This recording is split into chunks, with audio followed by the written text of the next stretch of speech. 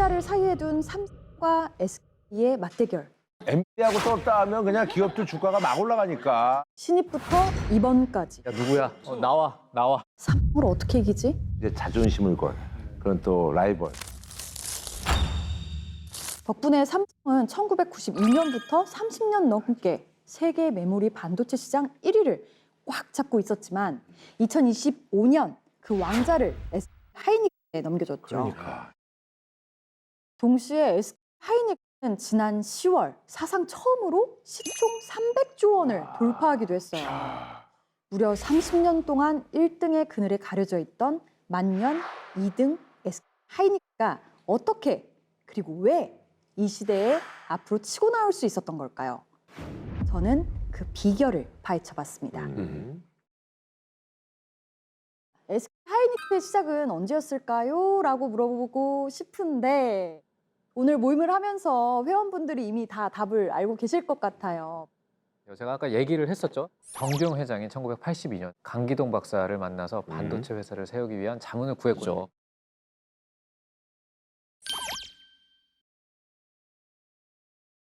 정주영 회장은 왜 반도체 사업에 뛰어들었을까요? 그때까지 현대는 덩치 큰 것만 잘하지 덩치 작은 정밀 공급은 못할 것이라는 인식이 꽤 퍼져 있었거든요. 반도체 산업이야말로 그런 인식을 뒤집고 정밀 산업에서 삼성을 이길 수 있다는 걸 보여줄 수 있는 분야였던 겁니다. 현대의 이런 움직임에 발등에 불이 떨어진 쪽이 있었으니 바로 삼성전자였습니다. 서로 또 이제 자존심을 건 그런 또 라이벌. 네, 현대전자는 삼성에 따라 1986년 5월 256K D램 양상에 성공했고 90년대 당군 일의 최대 호황이라는 반도체 훈풍을 타고 해마다 평균 50%가 넘는 고속 성장을 거듭했는데요. 1997년 대한민국 경제사에서 늘 짚고 가야 하는 그 구간이죠. IMF가 터지면서 현대전자는 적자의 늪에 빠집니다. 그 결과 정부는 이런 결정을 내리는데요. 그죠? 빅딜 맞아. 사업을 통합. 정부 주도로 현대전자가 LG 반도체를 인수하게 된 겁니다. 아하. 하지만 솔직히 현대전자엔 그럴 만한 여력이 없었고 인수 비용과 부채 부담금이 천문학적으로 늘어나서 2000년 결국 부도 위기를 맞게 됩니다. 현대전자 때문에 현대그룹의 모든 계열사가 다 휘청일 정도였어요. 결국 2001년 현대그룹은 결단을 내립니다. 반도체는 돈을 너무 많이 먹는 자식이야. 이젠 내보내야겠다. 현대그룹이 현대전자를 계열사에서 분리시키면서 하이닉스 반도체로 사명을 바꾸고 채권단에 경영권을 넘긴 채 새로운 인수자를 찾기 시작하는데요. 그런데 시장에 아주 흉흉한 괴담이 돌기 시작합니다. 저 혹시 그 소문 들었어? 하이닉스에 저주가 내렸대. 어떤 회사든 하이닉스를 인수한다는 소문만 돌면 주가가 뚝뚝 떨어진대. 그래요. 뭐 이런 얘기도 나오고 하는데 저주라는 게 근거가 있는 거예요, 뭐예요?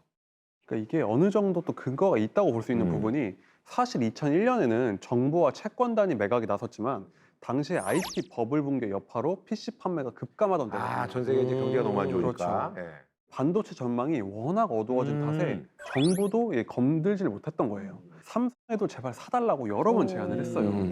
그런데 삼성은 내가 굳이 하이닉스를 인수할 필요성을 못 느낀 거죠. 그러니까. 그렇게 엄마 없는 하늘 아래 버티기를 10년. 마침내 2011년 6월 하이닉스에 통큰 베팅을 하겠다는 기업이 등장합니다. 바로 SK텔레콤이었습니다. 그렇게 해서 2012년 2월 드디어 우리가 아는 SK 하이닉스가 탄생하게 됩니다. 2012년 최태원 SK 회장은 주변의 반대를 무릅쓰고 적자에 허덕이던 하이닉스를 인수했습니다. 솔직히 지금 SK 하이닉스가 반도체 시장에서 잘 나가는 비결이 이 기업과 굉장히 사이가 좋기 때문인데요. 엔비디아하고 떴다 하면 그냥 기업들 주가가 막 올라가니까. 맞아요. 엔비디아는 세계에서 가장 비싼 기업인데요. 엔비디아가 만드는 건 인공지능 서버에 들어가는 AI 반도체입니다. 구글이나 마이크로소프트, 아마존, 테슬라, 인공지능과 관련된 거의 모든 기업이 엔비디아 제품을 쓰는데요. AI 반도체 시장의 90%를 장악하고 있을 정도죠. 그러니까 야. 그런데 이 AI 반도체에 꼭 필요한 게 있어요. 바로 엄청난 양의 데이터를 빠르게 주고받을 수 있는 HBM이라는 고대역폭 메모리 반도체입니다.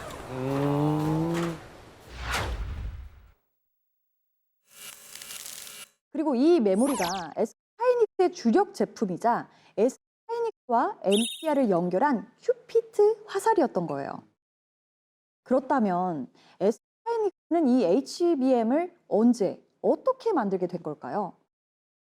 이야기는 하이닉스가 SK에 인수되기도 전인 2010년으로 돌아갑니다. 정말 삼성을 어떻게 이기지? 당시는 삼성이 메모리 반도체 시장을 워낙 꽉 잡고 있던 시절이었어요. 그래서 하이닉스의 임직원은 물론 일선의 엔지니어들까지 삼성은 어떻게 한대? 뭐 한대?를 입에 달고 살았을 정도였답니다.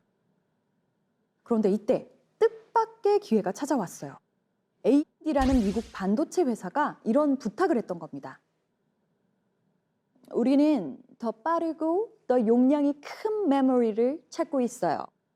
우리 같이 새로운 메모리 반도체 만들어 보면 어때요? 이것저것 가릴 처지가 아니었던 하이닉스는 바로 오케이를 했습니다. 그렇게 해서 2013년 12월 최초의 HBM이 시장에 등장했던 거죠. HBM이 엄청 일찍 만들어졌네요. 일찍 만들어졌어요. 하지만 초기의 HBM은 별로 쓸 곳이 많지가 않았습니다. 그래서 이 하이닉스 안에서도 이걸로는 개발비도 못 건지겠다 이런 얘기가 나왔어요. 왜냐하면 HBM이라는 게 반도체를 층층이 쌓아 올린 맞아요. 아주 고난도 기술이기 때문에 삼성전자도 나중에 따라 만들긴 했지만 당시 만들지 않으려고 했던 이유가 수요가 너무 적다. 그래서 기술력을 갖고만 있고 제품으로 만들진 않았죠. 그런데 2015년 엔비디아가 AI 반도체 개발에 갓 뛰어들면서 고성능 메모리를 구하기 위해서 한국에 왔거든요. 이때 엔비디아는 삼성과 SK하이닉스 모두를 방문해서 엔비디아에 필요한 제품을 만들어 달라고 부탁했는데요. 엔비디아를 사이에 둔 삼성과 SK의 맞대결. 첫 결과는 어땠을까요? 결과는 삼성의 압승이었습니다. 삼성전자의 반도체는 엔비디아가 요구한 조건을 너끈히 넘었는데 SK하이닉스의 반도체는 성능이 그만큼 안 나왔던 거예요. 그렇게 2016년 삼성이 처음으로 엔비디아에 메모리 반도체를 공급하게 됩니다. 그런데 이 시기 삼성이 뜻밖의 선택을 하는데요. 2019년 HBM 추가 개발 중단을 선언한 거예요. 너무 뼈 아파. 그러니까 이게- 돈이 안 된다고. 그러니까 이렇게 AI 시대가 이렇게 크게 강범하게 올 줄 몰랐던 야, 거예요. 이 선택이. 공정도 어렵고 비싸서 누가 이걸 사주긴 할까 의문을 가졌던 거죠. 이 소식은 SK하이닉스 내부에서도 혼란을 불러 일으켰어요. 경영진은 실무진을 불러 모아서 이렇게 말합니다. 삼성이 HBM 사업에서 철수했습니다. 우리는 어떻게 하면 좋을지 실무진들이 논의해보고 우리에게 의견을 주세요.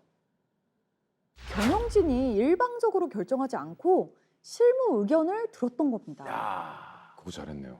여태까지 했던 거랑 다르잖아. 여기서 약간 결이 달라진다. 6개월 만에 해. 뭐 달라요. 도로 깔아. 뭐 가서 뭐 하여 와. 이런 게 아니잖아. 와. 사실 SK하이닉스의 조직 문화가 좀 독특했어요. 잘 하려다가 실패했다면 책임을 묻지 않는다. 무슨 일이 생기면 누가를 따지는 대신 어떻게 해결할지를 따진다. 아, 좋네. 덕분에 사내 정치, 면피 문화가 확 줄어들었습니다. 사실 우리나라에서 제일 안 되는 것 중에 하나가 저거잖아요. 네. 야 누구야? 누가 그랬어? 나와. 그리고 한 번 실패하면 두 번째 기회를 잘 안 줘요. 맞아요. 네. 그동안 주인 없는 회사를 한 10년 있다 보니까 나중엔 또 이제 어떻게 보면 그게 좋은 걸로 발현이 된 거네요. 어떻게 보면. 그리고 각자 개발한 공정을 두고 데이터를 비교할 땐 직함 빼고 신입부터 임원까지 한 테이블에서 벌이는 끝장 토론. 그리고 실적만 좋으면 승진 쭉쭉 시켜주는 타격 인사 시스템 등등 수평적인 소통 문화가 자리 잡았던 거죠. 그러니까 옛날에 애국심도 좀 있고 뭐 어떻게 하면 내가 사명감 있는데 사실 그런 것들이 다 이제 뭐 이런 것들과 이제 연관돼야죠. 어, 있어야죠. 그거죠. 네. 예. 그래서 진짜 사실은 그 저기 SK 하이닉스 하면 또 성과급 많이 주는 회사로 해가지고 유명하잖아요. 그래서 2025년도에 성과급 상한을 없애고 매년 영업이익률의 10%를 와. 성과급으로 야, 너무 좋다. 한다고 하니까 그래서 2025년 상반기로 따져도 성과급이 1인당 1억이니까 뭐 진짜 와. 뭐 사실은 웬만한 진짜 의사, 변호사 뭐 그렇죠. 뺨치는 소득 올리는 거죠. 다시 2019년 이야기로 돌아가서 삼성이 손을 뗐으니 우리도 철수를 할 것인가 말 것인가를 놓고 한참 논의하던 실무진들은 마침내 결론을 내고 경영진들에게 갑니다. 기술은 자신 있습니다. 한번 가보시죠. 이 메모리 반도체 시장에서 삼성과는 다른 길을 걷기로 결심합니다. 그 결과 2022년 SK하이닉스는 실패를 딛고 개발한 4세대 메모리 반도체를 엔비디아에 독점 공급하는 데 성공하면서 드디어 대역전의 발판을 마련합니다.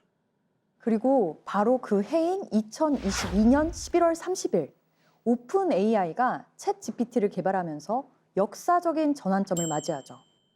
챗 GPT 같은 생성형 AI가 급부상하면서 HBM의 수요가 폭발적으로 늘어나게 됩니다. 맞아. 자연스럽게 엔비디아와의 관계도 더욱 탄탄해졌죠. 그렇죠. 지금 반도체 시장의 관심은 사실 6세대인 HBM4에 쏠리고 있는데요. 역시 하이닉스가 세계 최초로 시제품을 만들어서 2025년 최대의 IT 전시회 컴퓨텍스 2025에 전시를 했고요. 엔비디아의 젠슨왕이 SK하이닉스의 부스를 직접 찾아와서 젠슨왕은 SK하이닉스를 사랑해 라는 애교 넘치는 러브레터를 보낼 정도입니다. 그러네. 사인까지. 이렇게 정말 사랑의 러브레터를 남기고 간 거죠. 그러니까 야.